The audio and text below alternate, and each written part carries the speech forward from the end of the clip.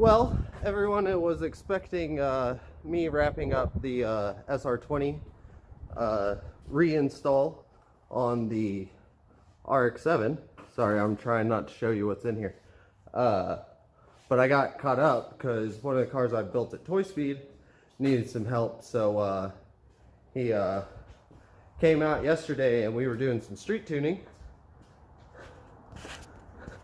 It's a 350Z Nismo with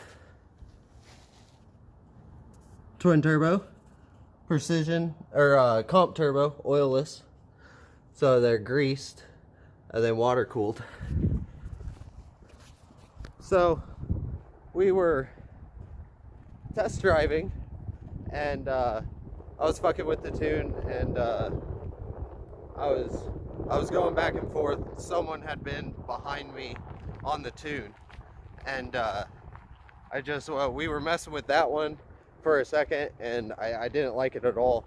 We were on the highway, we came back, I reflashed it to my tune that I put on it last year, and it's a little walk away, but and see those two black lines right there? This is quite a ways away. It's about 30 or 40 foot. Here, we'll walk to it. Okay, it's a little wet outside, so not great conditions. So I can't see it as well on the camera as you can in real life, but I mean, from down there close to the stop sign all the way to here, and you can, where it starts, you can actually see all three of the tread. But the whole reason, here, we'll go back to the garage for that.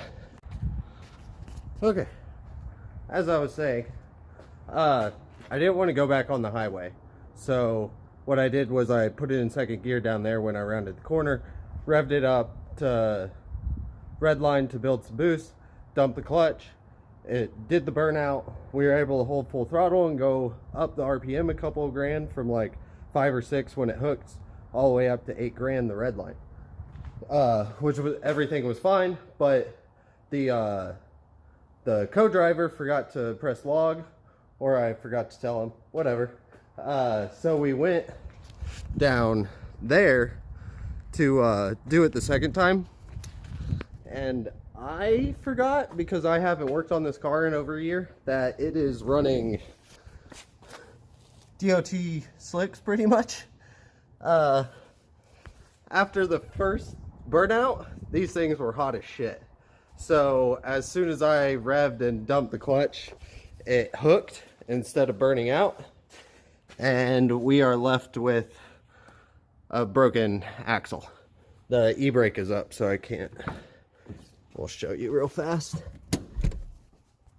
Okay, so we are left with a broken axle.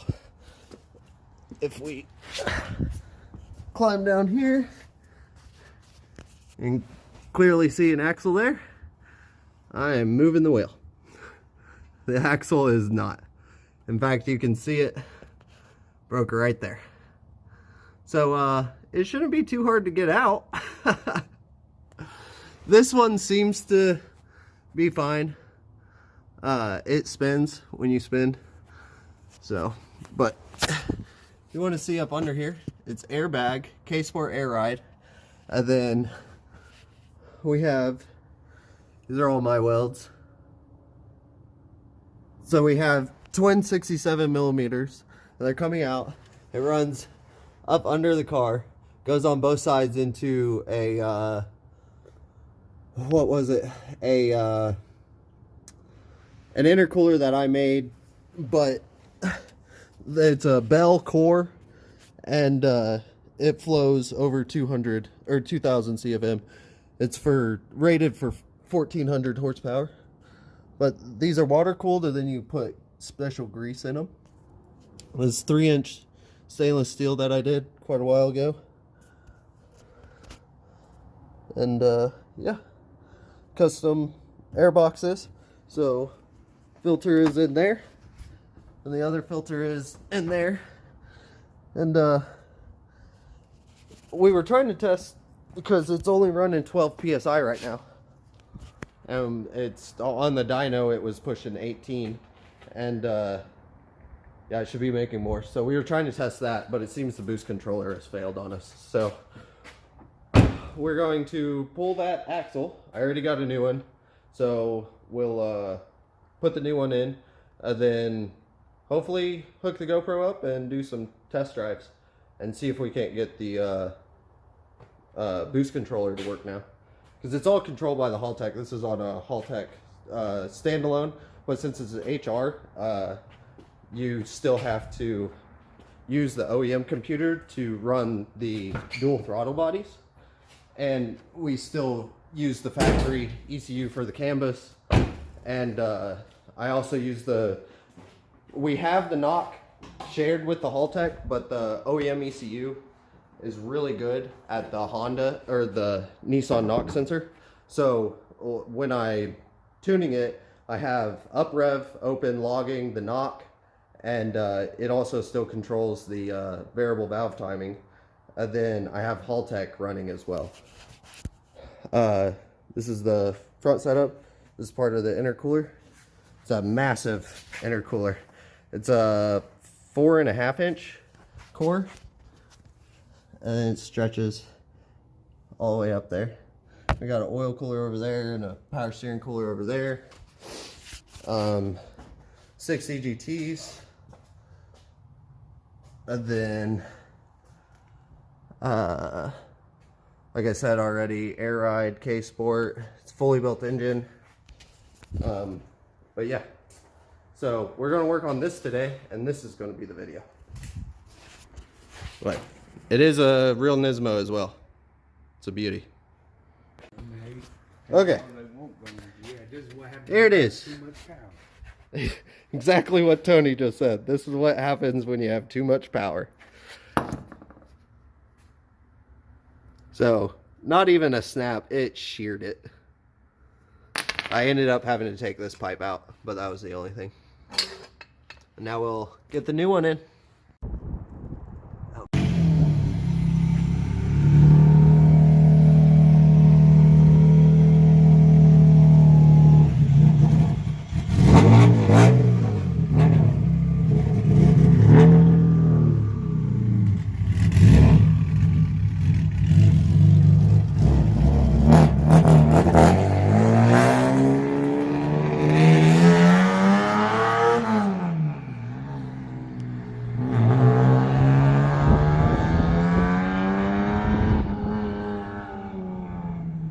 So just fixed the axle, and he's going to do a little flyby. We're going to do some tuning in a couple weeks, so I'll make a standalone video of it. But for right now, I just wanted you guys to kind of hear it. It's on low boost right now, like I said earlier in the video. But it's so pretty.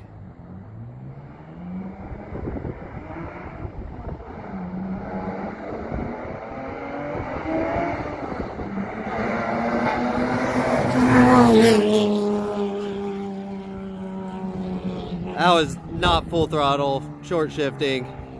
Just wanted you to get a kind of drive by. This sounds so good running through those gears.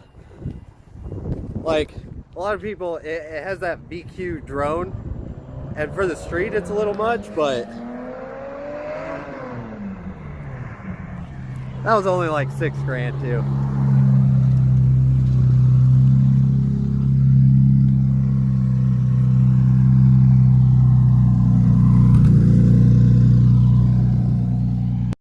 So even though no one has verbally said it in the comments, I know this shop has been a mess.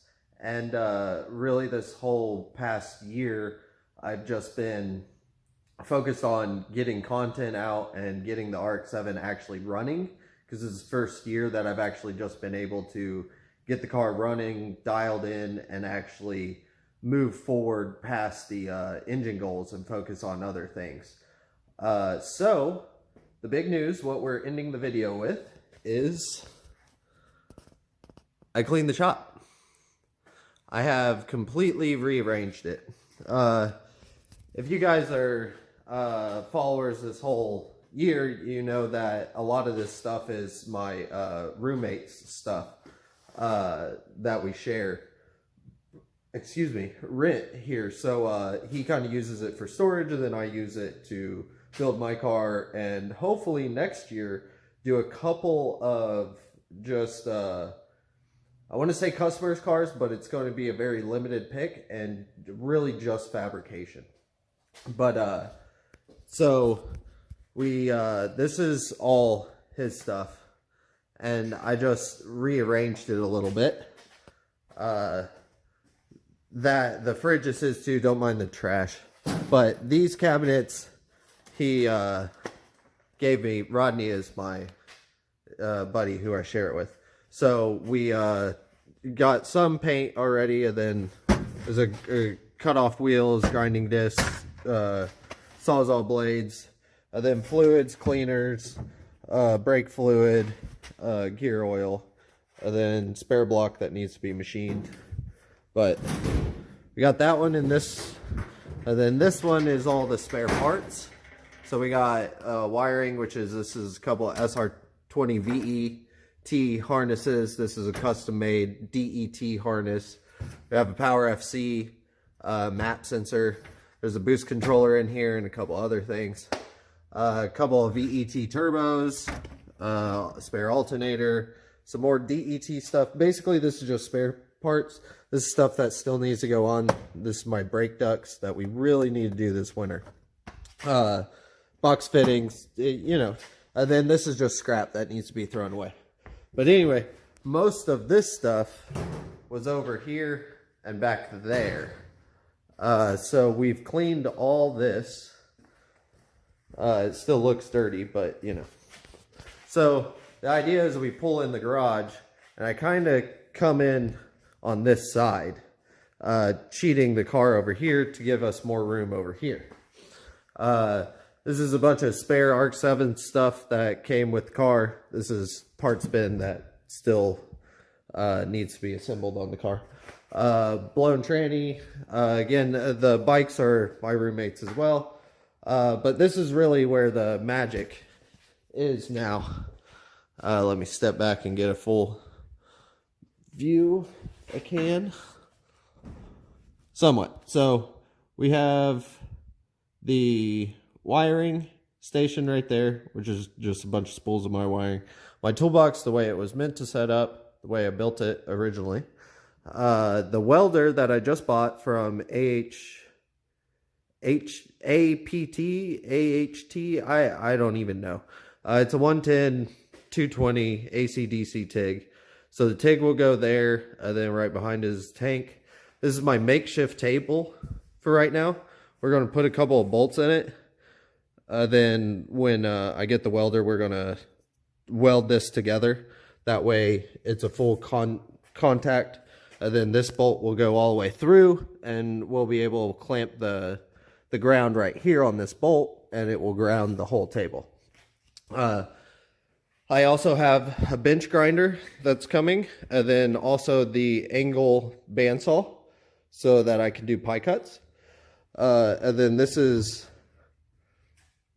again, like I showed in the last part, that's ready to be welded. We're just waiting for the welder. Should be here Monday.